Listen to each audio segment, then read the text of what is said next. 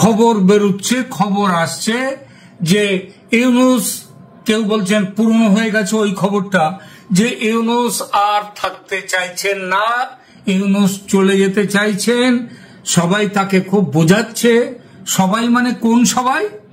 যারা ইউনূসের সঙ্গে থেকে ক্ষমতার মধু লুটেছে এতদিন, ইঁদুর থেকে বাঘ হয়ে যাওয়া ওই ছাত্র জনতা, ওই সব নেতারা, তারা এখন মহা বিপদে পড়েছে।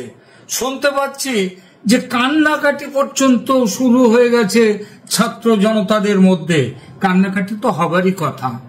কান্নাকাটি, সে একটা কথাই আছে, যত হাসি তত কান্না বলে গেছে রামসান্না। হ্যাঁ, তো এই রামসান্না যে কথা বলে গেছেন, এই হাসি কান্না যারা খুব হেসে এসছেন, আজকে বিভিন্ন জায়গায় খবর দেখতে পাচ্ছি, ওই সাজ্জিদ আলম, হাসনাত আব্দুল্লাহ, আরো কি সব সজীব ভুঁইয়া টুইয়া, এদের চোখের জলে বুক ভেসে যাচ্ছে, এমন সব ছবি বেরিয়েছে। আমাদের এখানে মেনল্যান্ড মিডিয়ার যেটা মেইন স্ট্রিম মিডিয়া, সেই মিডিয়ায় খবর আসছে যে এখানে নাহিদ ইসলাম দেখা করতে গিয়েছেন, সারা রাত ভোর বুঝিয়েছেন, বহুক্ষণ ধরে বুঝিয়েছেন, তারপরে সাংবাদিকদের সামনে এসে বলেছেন স্যার থাকতে চাইছেন না, আমরা অনেক করে বোঝাচ্ছি, কিন্তু স্যারের একটাই কথা, আমি কাজ করতে পারছি না। স্যারের যে 5 বছর 6 বছর ধরে উনি থাকবেন সংস্কারের নামে, তার সংস্কারের গাড়ি চলতেই থাকবে, আর উনি ওদিকে থাকবেন সংস্কার, এই সবগুলো যে সেসবগুলো মাথা থেকে মোটামুটি বিদায় নিয়েছেন। এখন উনি চিন্তা করছেন যে থাকলে কি বিপদ এবং না থাকলে কি বিপদ। থাকলে বিপদ হচ্ছে যে এরপরে তার জায়গা হবে গারদে চলে যাবেন তিনি। শেখ হাসিনার আমলে তিনি এ কোর্ট থেকে এই আদালত থেকে সেই আদালতে দৌড়ে বেরিয়েছেন, কিন্তু তাকে জেলখানায় ঢোকানো হয়নি। বিশ্বের সমস্ত যারা বড় বড় বুদ্ধিজীবী, দেশ জোড়া মানুষ, বিদেশ জোড়া মানুষ, তারা করেছেন কি, ইউনূসের দুঃখে কাতর হয়ে কেন হাসিনা তাকে এমন বিপদে ফেলছেন, এই জন্যে তারা খুব ব্যস্ত হয়েছিলেন। তারা বারবার রিপ্রেজেন্টেশন দিয়েছেন, আবেদন দিয়েছেন। এবার এখনো পর্যন্ত ইউনূস থাকুন, পৃথিবীর কোন বিশিষ্টজন বলছেন না যে ইউনূস ক্ষমতায় থাকুন। কারণটা হচ্ছে ইউনূস এই 10 মাসে, প্রায় 10 মাসে গত যে খেল দেখিয়েছেন, তাতে সবার সব রকম তার উপর থেকে আশা ভরসা চলে গেছে। এখন তাই আকাশে বাতাসে বাংলাদেশে একটাই বাজনা বাজছে, ঢোলের একটাই বোল, সেই বোলটা হলো ইউনূস থাকবে কতক্ষণ, ইউনূস যাবে বিসর্জন। খবর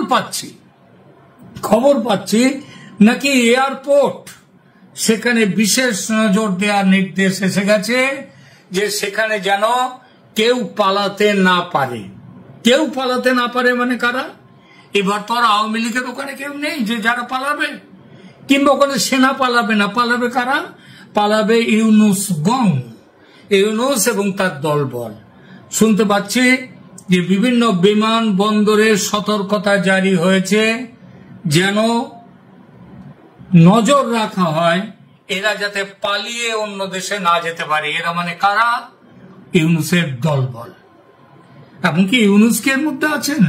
না থাকার কোনো কারণ নেই। তিনি তো পালের গোদা, নাটের গুরু। বাংলাদেশকে আজকে ধ্বংসের মুখে নিয়ে গেছেন যে মানুষটি, তার প্রধান হচ্ছেন ইউনূস। যদি ক্ষমতায় বসার পরে তিনি সত্যিকারের রাজনীতিবিদ, কূটনীতিবিদ এবং রাষ্ট্রনায়কের মতো ব্যবহার করতেন, তার মতো বিচার করতেন, সেই অনুযায়ী যদি চলতেন, তাহলে বাংলাদেশ আজকে এই জায়গায় পৌঁছতো না। তিনি সব দিকেই শেষ করেছেন বাংলাদেশকে। বাংলাদেশের পাশে দাঁড়াবার মতো দেশ হচ্ছে এখন শুধুমাত্র পাকিস্তান। সেই পাকিস্তানেরও আর অস্তিত্ব, তাদেরও আর মানে গৌরবোজ্জ্বল বলে ব্যাপার কোনোদিনই ছিল না। আর এখন তো তাদের গায়ে শক্তিই নেই। তারা এখন ওই ফিল্ড মার্শাল করে দিয়েছেন আসিম মুনিরকে। ফিল্ড মার্শাল নয়, field marshal. Field marshal Asim মুনিরের এই অনুগামীরা তারা নিজেরাই বাঁচতে পারছে না, বাংলাদেশকে কি বাঁচাবে? কথা হচ্ছে ইউনূসের পলায়ন নিয়ে। যত তাড়াতাড়ি ইউনূস পালাবেন তত তাড়াতাড়ি কিন্তু ইউনূসের ভালো। গতকাল দুপুর পর্যন্ত আমরা তেমন কোনো একটা বাংলাদেশ থেকে বড় খবর পাইনি যে ইউনূস চলে যাবে কিংবা ইউনূস চলে যাওয়ার কথা ভাবছেন। গতকাল দুপুর অবধি কিন্তু এই খবরটা ছিল না। তারপর থেকে হঠাৎ যেন পালে বাঘ পড়েছে। এই পালে বাঘ পড়ার আগে কালকেও কিন্তু ইউনূসের নেতৃত্বে উপদেষ্টা পরিষদ বসেছিলেন এবং তারা বসে থেকে তারা বেশ কিছু কালকে নতুন আইনও পাশ করেছেন। তাতে সরকারি চাকরি করে যারা, তাদের চাকরি কত সহজে এবং কত বিনা প্রতিবাদে এবং আইনের আশ্রয় না নিয়ে কিভাবে চাকরি খাওয়া যায় এমন জিনিসের আইনও গতকাল পাশ করেছে এই সরকার। কিন্তু তারপর থেকে যে ওই যে বললাম পালে বাঘ পড়া, সেই পালে বাঘ পড়া আমার মনে হয় কোনো দুঃস্বপ্ন দেখার থেকেই বোধহয় এই সূত্রপাত হয়েছে। ইউনূস ভেবেছেন আর আমার রক্ষা নেই। গত পরশু আপনাদের মনে আছে খলিলুর রহমান, বাংলাদেশের NSA ন্যাশনাল সিকিউরিটি অ্যাডভাইজার, সেই খলিলুর রহমান তিনি তো হচ্ছেন একটি কি বলবো, খলিলুর রহমান হচ্ছেন একটি বাংলা কথায় দুরন্ত জিনিস।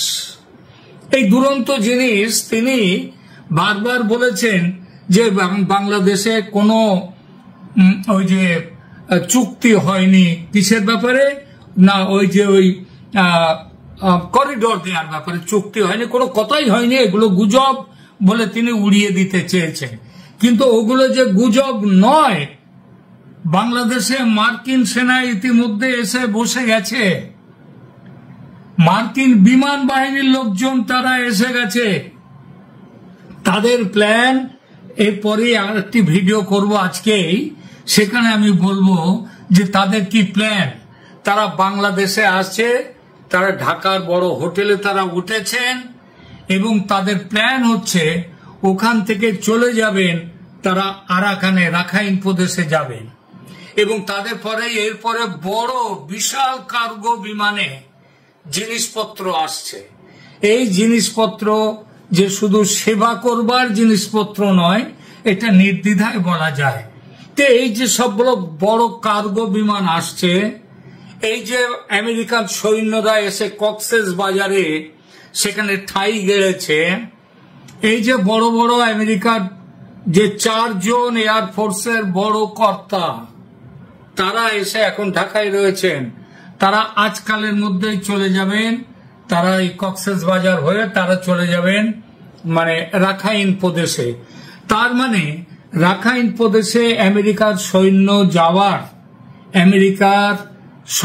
যাওয়ার পেছনে তারা আসছেন। কোত্থেকে আসছেন? তারা উড়ে সোজা রাখাইনে যাচ্ছেন না, সেরকম যাওয়ার তাদের সুবিধাও নেই। তারা আসছেন বাংলাদেশে, তারপর ঢাকা থেকে তারা বেরোচ্ছেন। এগুলো কি এমনিতেই হয়? আর যে বলছিলাম খলিলুর রহমান, দারুণ দামি জিনিস, ওই দামি জিনিসের কথা শুনছিলাম যে উনি 2001 সালে পালিয়ে গিয়েছিলেন এখান থেকে। কেন পালিয়েছিলেন? একটি খুনের মামলায় আসামি হওয়ার জোগাড় হয়েছিল তার। কিসের খুনের মামলা? খুন হচ্ছেন আয়েশা আশরাফি বলে মহিলা, একটি মেয়ে বিবাহিতা, তার সাথে ওনার বিবাহ বহির্ভূত সম্পর্ক ছিল এবং সেই সম্পর্কের জেরে তিনি তাকে নিয়ে যেতে চেয়েছিলেন নিউ ইয়র্কে নিয়ে গিয়ে তিনি সেখানে থাকবেন, ওনাও থাকবেন, একটা পরকীয়া ব্যাপারটা খুব ভালো চলবে। শেষ মুহূর্তে সেই খবর জেনে যায় আয়েশা আশরাফির স্বামী, তিনি তার লাইসেন্সড বন্দুক দিয়ে, পিস্তল দিয়ে তিনি গুলি করে খুন করেন আমাদের সেই নায়িকাকে, আয়েশা আশরাফিকে, এবং তারপরে তিনি নিজেকে গুলি করেন। এখানে অনেক প্রশ্ন আছে পুলিশের। প্রশ্নটা হচ্ছে এই গুলির কাছে, এই গুলি করার পেছনে অন্য কোনো পক্ষও ছিল। তৃতীয় কোনো ব্যক্তি ছিল। এই তৃতীয় ব্যক্তি কে, খলিলুর রহমান কিনা, সেটা নিয়েও সেখানে সন্দেহ খুবই ছিল। তখন বাংলাদেশে চলছে কেয়ারটেকার গভর্নমেন্ট, যে কেয়ারটেকার গভর্নমেন্টের প্রধান উপদেষ্টা তার প্রাইভেট সেক্রেটারি ছিলেন এই খলিলুর রহমান। সুতরাং তিনি তাকে, খলিলুর রহমানকে বলেন ইমিডিয়েটলি বাংলাদেশ ছেড়ে আমেরিকায় চলে যাওয়ার জন্য, এবং খলিলুর রহমান পালিয়ে যান। শোনা গেছে জাল পাসপোর্ট করে ছদ্মনাম নিয়ে অন্য নামে তিনি আমেরিকায় গিয়েছিলেন। তো এই হচ্ছে খলিলুর রহমান। তিনি যখন এখানে প্রধান উপদেষ্টার সচিব ছিলেন, ব্যক্তিগত সচিব, সেই সময়ও তিনি officially World Trade Organization WTO তার কর্মচারী ছিলেন। জেনেভাতে তার অফিস তাদের আন্ডারে ছিলেন। সেই অবস্থায় তিনি এই দ্বিতীয় চাকরিটি করেন, যেটা হচ্ছে ক্রিমিনাল অফেন্স।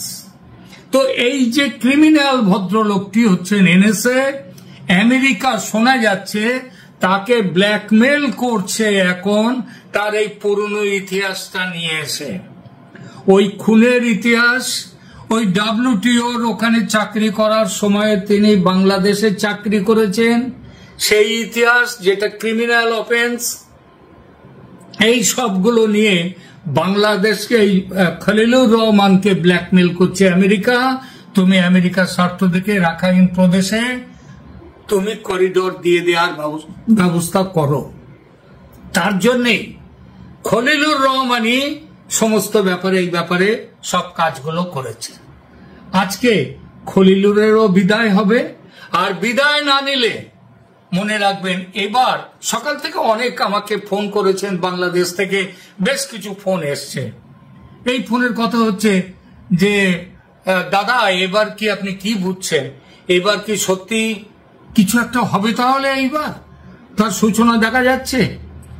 আমি বললাম যে দেখুন, আমারও মনে হচ্ছে রাত পেরিয়ে কিন্তু এখন সূর্যের আলো, সেই আলোর রশ্মি কিন্তু ফুটে উঠছে, সেই রশ্মিটা ফুটে উঠছে। এখন সূর্য পরিষ্কার হয়নি, কিন্তু সূর্য ওঠার আগে যেমন একটা চারদিক ফর্সা হয়ে যায় না, যেমন একটু অন্ধকার কাটতে থাকে, সেই কাটাটা শুরু হয়েছে। এবং একজন আমাকে বললেন যে দাদা ভয় হয়, ওয়াকারুজ্জামান তিনি আবার চুপ করে যাবেন না তো? আমি বললাম সম্ভাবনা আছে, কিন্তু গতকালও আমি একটি চ্যানেলে, একটি এপিসোডে আমি এই কথা বলেছি। এবার কিন্তু মনে হচ্ছে ওয়াকারুজ্জামান একেবারে তিনি পরিষ্কার স্পষ্টভাবে তিনি বলে দিয়েছেন, এবং তিনি সিদ্ধান্ত নিয়ে নিয়েছেন যে এবার আর তিনি চুপ করে থাকবেন না। সুতরাং গতকাল যে ওই যে একটু আগে বললাম, গতকাল দুপুর পর্যন্ত সেনা দরবারের ছবিটা ভালো করে এরা বুঝে উঠতে পারেনি। ক্ষমতার একটা মোহ থাকে, তো ক্ষমতার একটা মোহে ইউনূস এবং তার দলবল সেনা দরবারের সেনার বক্তব্যগুলোকে ঠিকমতো বুঝে উঠতে পারেনি। ভেবেছিল ওটা এমনি চলবে, এমনি চলবে, এমনি চলবে। তারপরে যত সময় গেছে আস্তে আস্তে বুঝতে পেরেছে যে ভয়ঙ্কর দিন আসছে। আর ভয়ঙ্কর দিন, ইউনূস তো পালাবার ব্যাপারে ওস্তাদ, ইউনূস মিয়া পালাবার ব্যাপারে ওস্তাদ, এবং কি করে নাটক করতে, গতকাল বলেছি যে নাটক করার ব্যাপারেও তিনি ওস্তাদ। এই নাটকে ইউনূস সাহেব তিনি এবার ভয় পেয়েছেন, এবং আমার দৃঢ় বিশ্বাস যে কোনো মুহূর্তে তিনি পদত্যাগ করে পালিয়ে যাবেন, অথবা পদত্যাগে বাধ্য হবেন। যদি তিনি পদত্যাগ করে চলে যান, তার আগে উনি নিশ্চয়ই সেনাবাহিনীর সাথে একটা কথা বলে নিজের স্কেপ রুটটা, চলে যাওয়ার রাস্তাটা খোলা রাখবেন। আর যদি বাধ্য হন উনি পদত্যাগে, জোর করে পদত্যাগ পত্র লিখে নেওয়াটা সেনার বায়া হাত কা খেল। এবং উনি পদত্যাগ পত্র এসে গেলেই যেটা প্ল্যান চলছে সেটা হচ্ছে রাষ্ট্রপতি অন্য কাউকে দিয়ে, কেয়ারটেকার গভর্নমেন্ট হোক, হয়তো এমনও হতে পারে সেনারই মানে ওয়াকারুজ্জামানকে দিয়ে তিনি পরবর্তী সরকার চালাবার ব্যবস্থা করবেন, অথবা অন্য কাউকে দিয়েও করতে পারেন, কিন্তু সেনা থাকবে সেখানে মূল চালিকা শক্তি। এবং এই ইউনূস যেমন সেনাকে অস্বীকার করে অনেক কিছু করেছে, খুব গর্বে যখন বলেছিলেন সেনা প্রধান 18 মাসের মধ্যে ভোট হবে, তখন এই ইউনূস বলেছিলেন ভোট করব আমি, সরকার বলবে ভোট কখন হবে, সরকার এখন বলবে। সুতরাং তৈরি থাকুন বাংলাদেশের মানুষ, আপনাদের দুঃখের দিন কেটে যাওয়ার সময় হয়েছে। সূর্য উঠছে, দুঃখের রাত চলে যাচ্ছে, সূর্য উঠছে। যে কোনো মুহূর্তে ইউনূস চলে যাবেন অথবা চলে যেতে বাধ্য হবেন। এবং এই যে কথা উঠছে যে আবার ছাত্র জনতা রাস্তায় সেই গত বছরের জুলাইয়ের আন্দোলনের মতো সেই পরিস্থিতি তৈরি করবে কিনা, তৈরি করতে পারবেন না। কারণ তাদের সেই মুরদ আর নেই। মানুষ ওই যে বলে না, ন্যাড়া একবার বেলতলায় যায়, বারবার যায় না। তো এদের চরিত্র আর এই ছাত্র জনতার জুলাই বিপ্লবের চরিত্র মানুষ দেখেছে, আর মানুষ এরা ডাকলেও রাস্তায় আসছে না, আর আসবেও না। সুতরাং এই সরকার, এই মবের সরকার, এই শয়তানদের সরকার, এই সরকার চলে যাবে। আবার বলে দিই, যত সময় যাবে ওই বিসর্জনের বাজনা তত স্পষ্ট হবে, তত পরিষ্কার হবে।